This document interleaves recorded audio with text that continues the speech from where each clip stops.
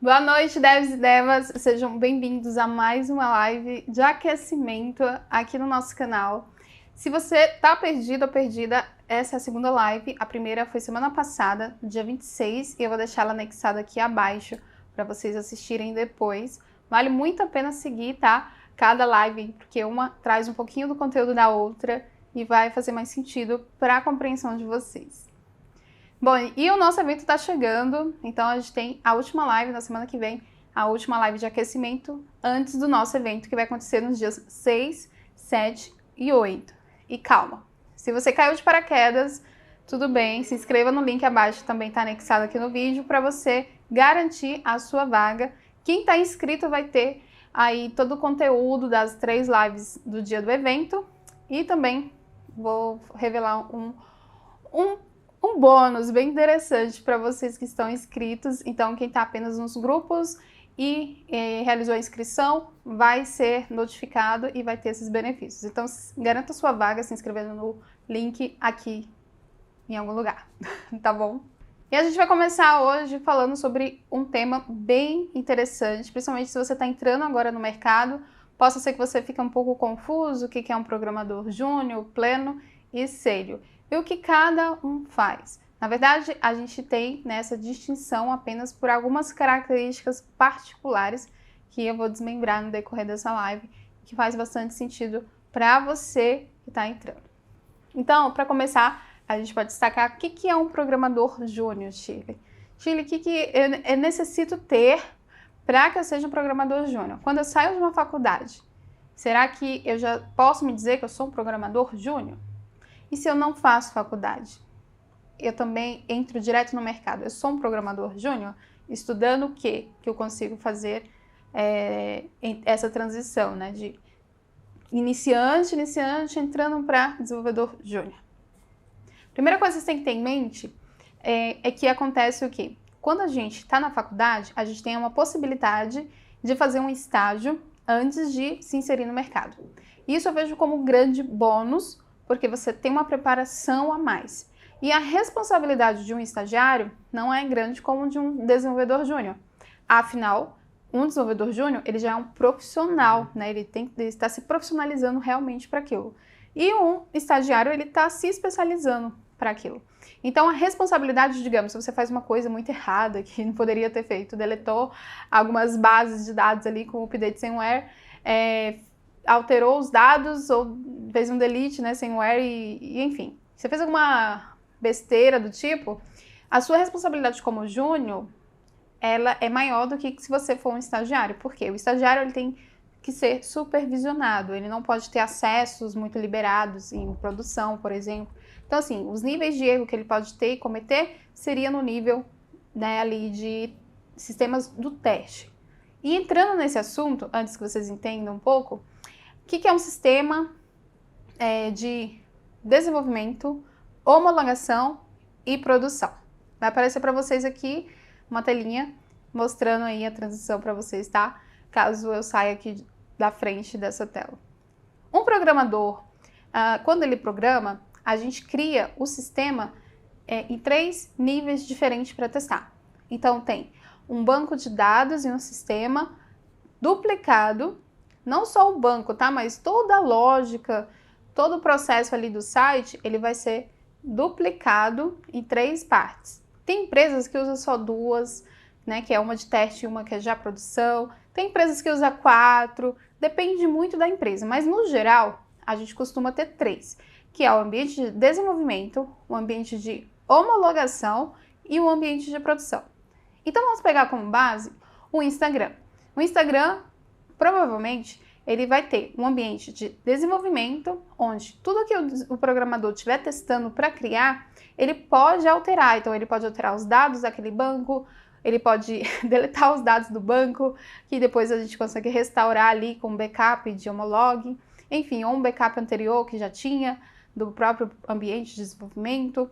Então, tudo que a gente quiser fazer de testes para testar, para que não reflita para o usuário final, a gente faz em desenvolvimento, porque a gente está testando ali o que a gente está criando, o que a gente está bolando. Então, já pensou se não existisse essa separação? E em todo momento que você estivesse mexendo no Instagram, você ia sentir Uai, cadê minha foto? Sumiu. Oxe, o meu nome estava diferente agora, a fonte mudou, não sei o quê. Então, não pode acontecer isso com o cliente final. Por isso, existem esses ambientes, né, duplicados para que a gente possa testar antes de jogar para o cliente final. E depois do desenvolvimento, a gente costuma jogar para onde? Para homologação. A palavrinha já diz, né, que é homologar, é validar antes que isso vá para produção. Então, em homologação, o negócio fica mais sério. Não pode ter erro, tem que reproduzir igualmente ou espelhado ao que aconteceria em produção. E depois que homologado, aí sim jogam isso para o ambiente de produção. Bom, agora que vocês entenderam, né, essa partezinha aí que eu tive que introduzir para vocês entenderem os ambientes que existem, um profissional dev júnior, quando ele faz alguma coisa errada, assim, né, que possa prejudicar ali o desenvolvimento, ele tem mais responsabilidades que um desenvolvedor, do que um estagiário, né, iniciante. Porque esse estagiário, tudo que ele pode fazer, digamos assim, de besteira, que, né, possa estragar a aplicação, ele só vai ter acesso ao ambiente de desenvolvimento. Então, ele não poderia, né, ter acessos a, tipo, homologação e produção, visto que a homologação é espelhado em produção. Então, o estagiário, ele tem menos responsabilidades, com isso também ele vai ter menos acesso, né? Menos possibilidades de fazer coisas maiores erradas. E ele é supervisionado. Já um desenvolvedor júnior, ele já é um profissional. Então, ele está sendo tratado como um profissional. Então, não tem essa coisa de você não tem acesso direto lá em produção. É claro que às vezes você não vai ter acesso ao banco de dados, porque são partes sensíveis de aplicação, né? Tem toda uma legislação que a gente não pode também ficar ali tendo total acesso e livre-arbítrio para ficar mexendo com esses dados. Então, isso depende de cada empresa também, como rege essas questões por trás. Às vezes, só os sêniors conseguem ter um acesso, né, para fazer alguma coisa ou outra específica em produção, mas a maioria dos desenvolvedores que são iniciantes júnior, às vezes eles vão ter o acesso de dev, homolog e produção, às vezes só acesso para subir, né, algum código-fonte, não para alterar, tipo, alguma coisa em banco, às vezes vai ter que pedir permissão ou algo do tipo. Então, a responsabilidade profissional é maior de um desenvolvedor júnior. Agora, questão de conhecimento. Se você não fizer a faculdade, você vai entrar direto no mercado. E isso requer mais de você do que se você fizesse uma faculdade. Porque na faculdade tem um estágio por obrigação, né? Aquelas horas que você tem que cumprir. Então, logo você vai passar por algum momento, né, da sua faculdade por um estágio que vai não totalmente te capacitar, mas vai te gerar uma experiência prévia de como é o mercado de trabalho nessa área. E supondo do princípio que você não vai fazer faculdade, que você vai estudar por conta própria, vai se esforçar e vai tentar entrar no mercado sem a faculdade, quando você já estiver atuando como profissional júnior, você vai ter essas responsabilidades maiores. Então, tudo que você fizer de errado, você que vai assumir a responsabilidade pelos seus atos. Por isso, gera aquele, né, desconforto, ai meu Deus, aquela síndrome do impostor, é nesse momento que chega, frio na barriga, vai dar mesmo que seja um select do banco, você já tá tremendo, se tá certo, se não tá fazendo outra coisa. Então, assim, no início vai gerar muito medo, vai gerar autossabotagem, que é uma palavrinha que todo mundo conhece que entra nessa área. O que é autossabotagem? Quando você se autossabota. Às vezes você realmente é capaz, está capacitado, mas a sua mente não está nem acreditando muito no que você é você. E aí é que entra um ponto bem importante. Pense só. Quando a gente tem essa imagem de autossabotagem, eu tinha muito no início, mas muito mesmo. E eu acho que, juntando com a timidez que eu tinha, isso ficava meio conflitante. E aí foi quando eu descobri, né, que eu lendo um livro e que falava simplesmente uma coisa que mudou, assim, o paradigma da forma que eu pensava. Que era o quê? Quando você não acredita tanto no seu potencial, é porque você não está cumprindo tanto com a sua palavra. Quando você não acredita tanto no seu potencial, é porque você não acredita tanto na sua palavra. Você não assume as suas... Tudo que você fala, você não assume. E isso vai acabando que o seu inconsciente vai guardando e vai falando, putz, acho que talvez ela não vai cumprir com isso. Entende? E o que isso acontece? Exemplo, vou fazer dieta segunda-feira. Aí segunda você começa, terça, quarta, quinta. Sexta começou a quebrar, não, é só essa sexta, segunda eu já volto com tudo. Aí né, chutou o pau da barraca, sábado, domingo, voltou segunda, aí já chutei mesmo, esquece, depois eu faço de novo, aí você vai postergando, você quebrou com a sua palavra. Então, vai várias coisas começando. Eu vou estudar programação todos os dias. Você estuda um dia ou no outro dia não, depois de 15 dias você pega no livro de novo, aí vai olhar, já não lembra o que estudou, porque faz tempo que estudou, e assim vai. E aí vai chutando com a barriga, né? Eu quero entrar nessa área, eu vou entrar nessa área esse ano, no início do ano bem empenhado, quando chega no meio do ano já talvez, não sei se rola, no final do ano, ai meu Deus do céu, vamos lá, o que eu faço na minha vida? E não cumpriu nada. Então, esses pedaços que a gente, né, posterga, que a gente quebra com a nossa palavra, no nosso inconsciente está aguardando que provavelmente a gente não é tão capaz assim. E aí, esse sentimento de autossabotagem vai aumentando cada vez mais. Então, quanto mais você sente esse sentimento, tenta ver se você está se sabotando nas responsabilidades que você auto-coloca. E entra a regrinha dos 5 minutos, se você não me acompanha, talvez você não conheça, e eu vou falar rapidamente. A regra dos 5 minutos funcionou muito para mim depois que eu descobri isso, porque mesmo que eu falo assim, eu vou estudar todos os dias, eu vou colocar 1 hora assim para estudar.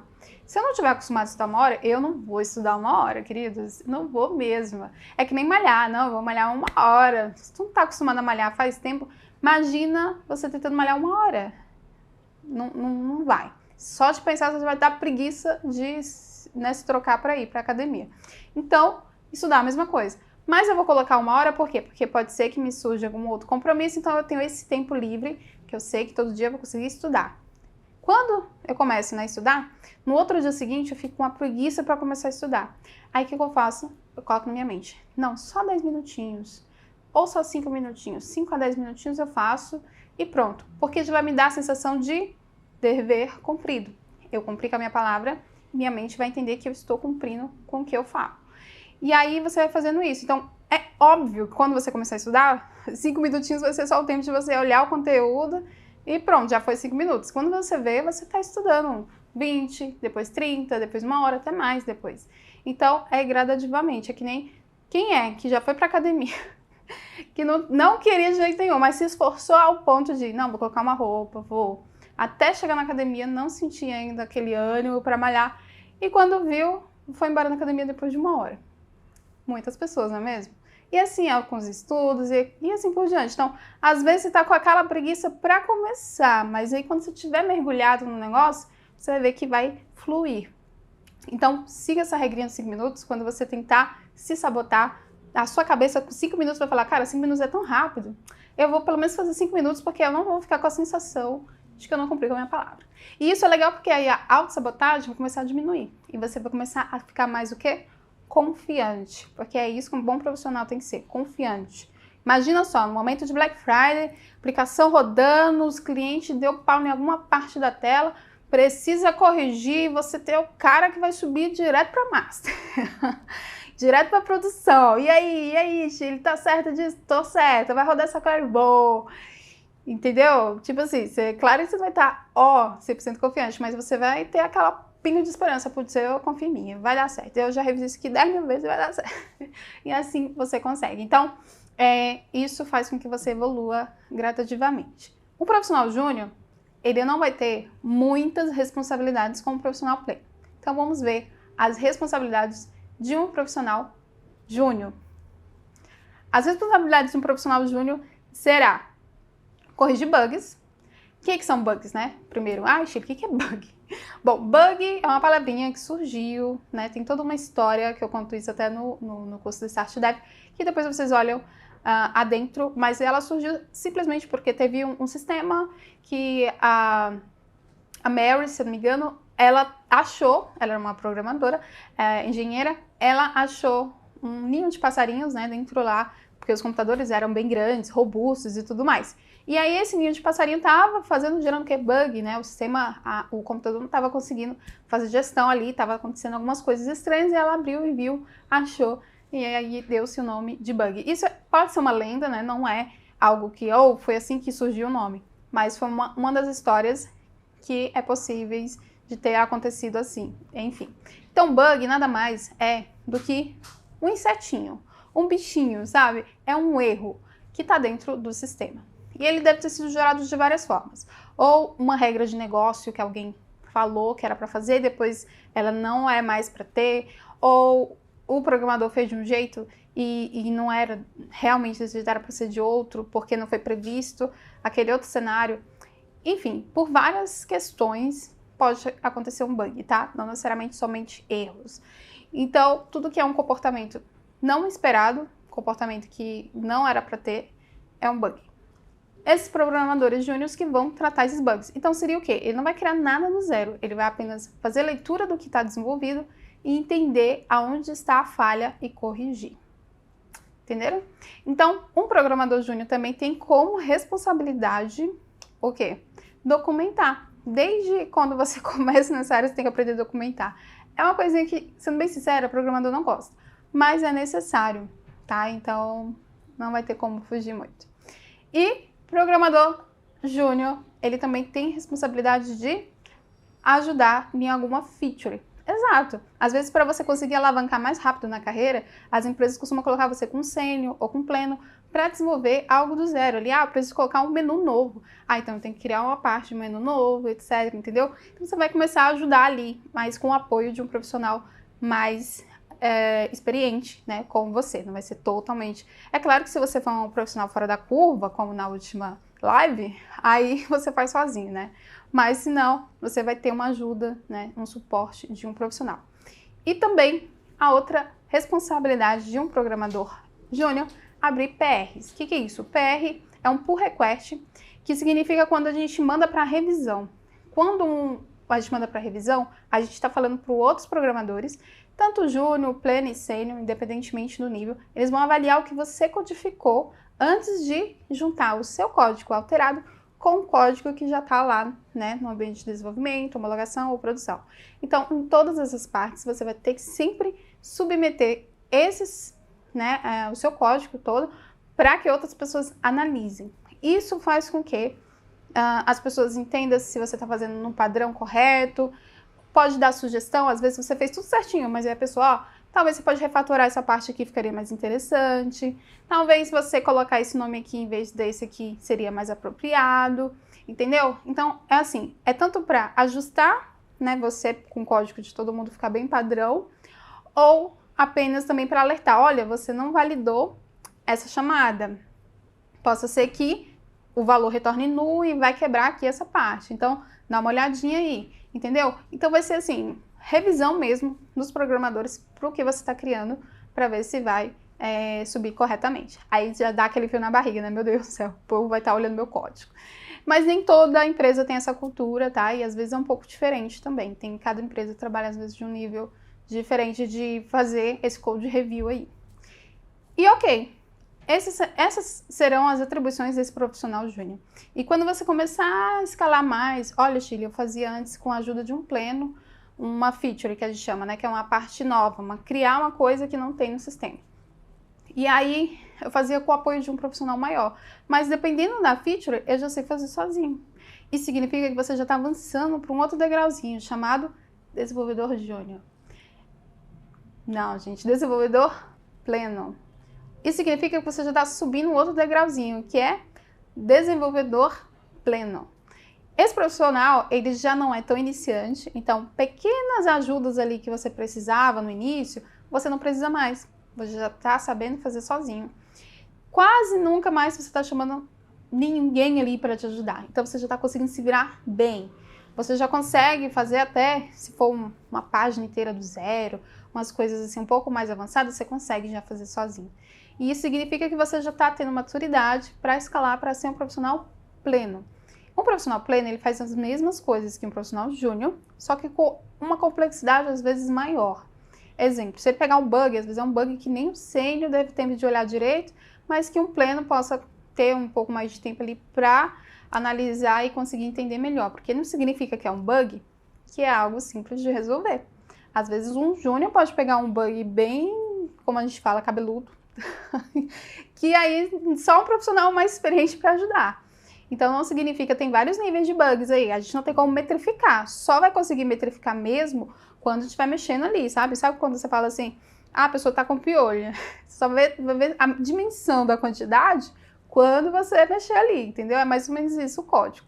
Então, um pleno, você pode começar a se ver como pleno quando você começa a pegar desafios maiores. Você já está evoluindo mais, você já não precisa mais de apoio tanto de uma pessoa sênior.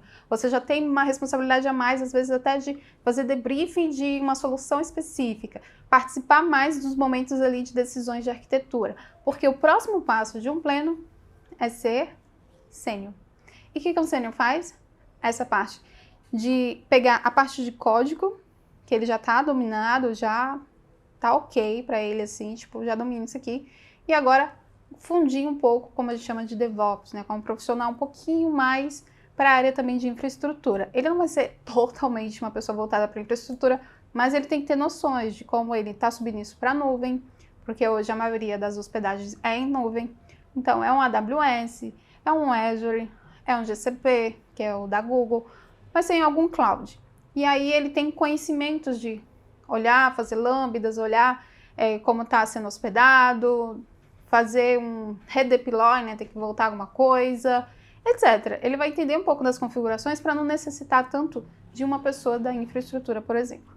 Ele já vai também ter noções de arquitetura, então ele vai entender, precisa criar algo do zero? Vamos arquitetar aqui. A gente pode desenvolver nessa linguagem, nesse formato, nesse tipo de serviço, com esse tipo de banco. Então, essas decisões começam a vir mais agora de quem é sênior. E aí o pleno ele vai ficar nessa transição de aprender essas coisas ao momento que ele está evoluindo. Entenderam? Então, as atribuições de um sênior serão atribuições mais robustas no sentido de arquitetura, testes, incentivar e ensinar, né, os demais a fazer os testes, tanto teste unitário, B2C, B2B, B2B não.